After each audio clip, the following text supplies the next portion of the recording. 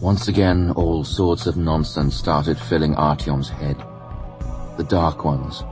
He'd come across those damn non-humans only once during his watch, and he'd been scared silly. But how could he not have been?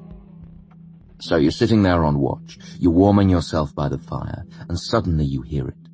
From the tunnel, from somewhere in the depths, a regular, dull knocking rings out.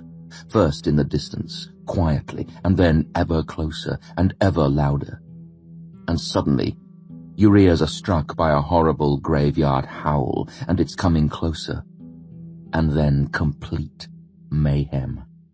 Everyone jumps up. They heap the sandbags and crates on which they'd been sitting into a barrier, quickly so that there'd be something to hide behind, and the most senior among them shouts with all his might at the top of his lungs, "Alert!"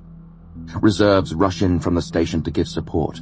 At the 300th meter where the main blow would have to be absorbed, they pull the cover from the machine gun, and people throw themselves to the ground, behind the sandbags, directing their guns at the mouth of the tunnel, taking aim.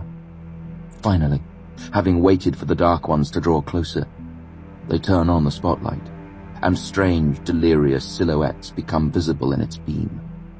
They're naked, covered in black, glossy skin, with huge eyes and mouths like gashes.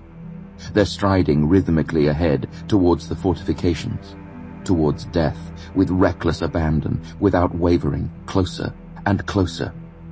There are 3, 5, 8 beasts, and the first among them suddenly throws back its head and emits a howl like a requiem.